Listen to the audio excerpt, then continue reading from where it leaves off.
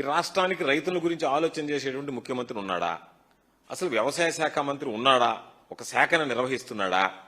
అసలు ఈ రాష్ట్రంలో వ్యవసాయ శాఖ అనేటువంటిది పనిచేస్తుందా ఈ ప్రభుత్వంలో? ఇవన్నీ కూడా ప్రజలకి రైతులకి ప్రధానంగా వచ్చేటువంటి అనేక అనుమానాలు.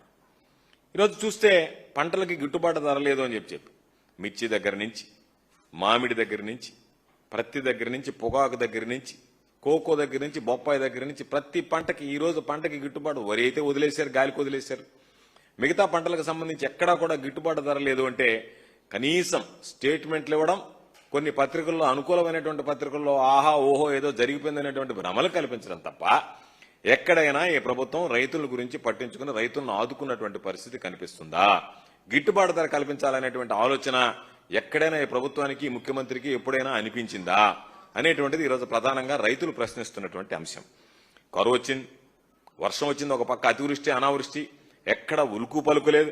అసలు ఏమి జరిగింది అనేటువంటిది కానీ, ఎక్కడ ఎంత పంట నష్టం జరిగింది, ఏ విధంగా రైతులను ఆడుకోవాలనేటువంటి ఆలోచన కానీ లేదు, కొన్ని దగ్గరలో వర్షాభావ పరిస్థితుల్లో రైతులు పంట దెబ్బతిన్నటువంటి పరిస్థితుల్లో వాళ్ళని ఏ విధంగా అండగా నిలవాలనేటువంటి ఆలోచన కానీ, ఒక సమీక్ష కానీ, దాని మీద ఫలితాలు కానీ, ఏ విధంగా రైతును ఆదుకోవడానికి ఉన్నటువంటి యాక్షన్ ప్లాన్ కానీ, ప్రత్యామ్నాయ ప్రణాళికలు కానీ ఏమీ లేకుండా, ఏమీ పట్టించుకోకుండా ఎప్పుడో ఒకసారి ఒక సమావేశం పెట్టి రైతుల గురించి బ్రహ్మాండంగా మాట్లాడడం, పోగొట్టడం, వెళ్లిపోవడం, అనుకూలమైనటువంటి మీడియాలో పత్రికలో రాయించుకోవడం తప్ప రైతుల గురించి ఈ ప్రభుత్వం కనీసం సమీక్షించేటువంటి పరిస్థితులు కూడా లేకపోవడం అనేటువంటిది దుర్మార్గం అనేటువంటి విషయం.